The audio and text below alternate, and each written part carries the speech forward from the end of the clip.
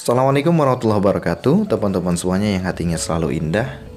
Di kesempatan yang berbahagia ini kembali kita lanjutkan selepas kemarin kita berbincang mengenai perjumpaan yang begitu sederhana yang terkadang membuat kita seolah-olah pengen bahagia, namun pada akhirnya adalah menyesal. Ada penyesalan karena ada terluka. Yang kedua adalah jatuh cinta tidak mengenal tipe. Kau takkan peduli fisik dan isi kepalanya.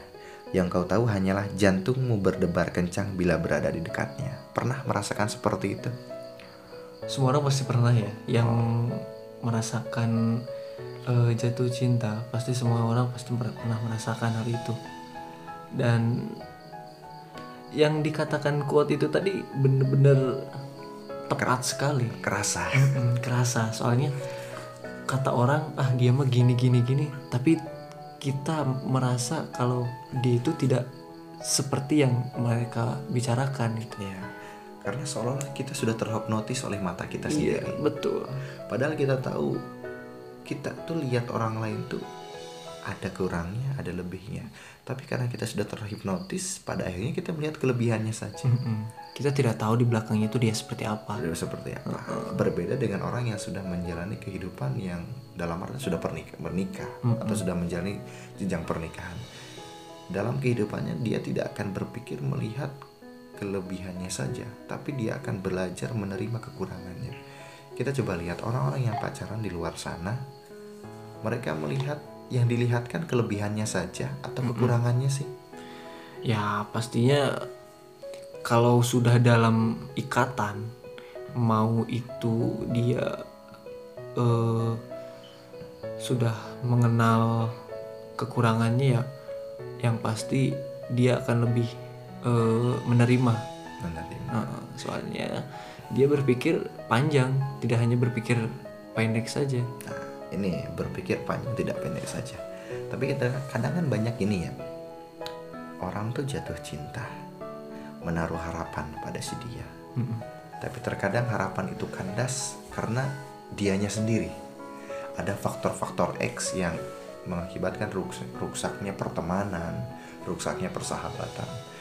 Kita tahu kan ada harta, tahta, dan wanita yang bisa merusak kehidupan kita. Itu kan? Iya. Pernah merasakan ada orang karena bergelimang harta, dia lupa pada Sang Maha Kuasa. Diberikan harta seperti itu, diberikan tahta, kedudukan, dia zalim. Iya. Gak memikirkan yang di bawahnya, orang-orang yang melarat, yang makan sehari saja sulit karena wanita. Nah, ini yang paling repot. Iya. Nah, kebanyakan orang-orang pemuda yang sekarang itu kan, ya saya juga merasakan kalau misalkan mereka sudah berada dalam sebuah pekerjaan, sudah bekerja, kemudian mereka perantau di kota, tapi dia punya seseorang di kampung. Nah, mereka hanya gimana ya? Bekerja itu hanya untuk bermain dengan dia. Jadi hanya untuk melampiaskan atau melepas kerinduan selama dia bekerja, dan akhirnya uang dia habis untuk membelanjakan atau misalkan membahagiakan pasangannya. Padahal belum ada tali ikatan. Itu berbeda dengan ketika kita membantu seorang teman dan sahabat. Ketika kita membantu seorang teman dan sahabat, biasanya kita benar-benar ya udah, teman kita, sahabat kita menemukan sebuah kesusahan, kita bantu karena kita mampu ada untuk bisa menolong. Tapi ketika kita melihat seorang kekasih kita yang dalam arti tanda kutip masih mempermainkan hati karena belum ada kepastian. Yang dicari oleh orang itu kepastian atau harapan. Ini kita udah punya harapan nih sama si dia, tapi pasti nggak sih? Itu kan masih menjadi tanda tanya besar kehidupan kita, karena kita tahu kita belum tahu jodoh kita siapa. Tapi kalau kita udah yakin, kita pengen pasti ada cara yang baik, dimana dikenalkan dengan ta'aruf, cocok apa enggak. Kalau cocok ya lanjut, dalam artian lanjut ke jenjang pernikahan. Nggak lama-lama, nggak komunikasi kan sekarang banyak chattingan dulu, tiba-tiba udah chattingan, biarin dulu, udah rasain nyaman, dia nyari kita, udah nyari kita balas, ini udah masuk nih zona perangkap kita nih. Ya bisa dikatakan kan itu perangkap Iya, kan? betul. Karena apa? Permainan di sini entah itu dari laki-laki, entah itu dari perempuan, semuanya punya perangkapnya masing-masing. Ketika udah sama kita, nyaman nih sama kita, tiba-tiba ada yang datang, karena kan gak ada ikatan sama sekali dengan kita.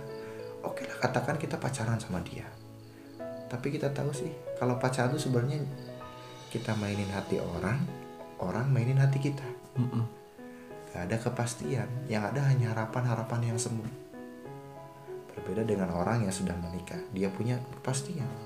Karena apa? Dalam setiap hariannya dia ibadah, memikirkan yang di rumah, cari nafkah, ibadah. Ketika memberikan sebuah hartanya juga untuk istrinya, itu adalah ibadah.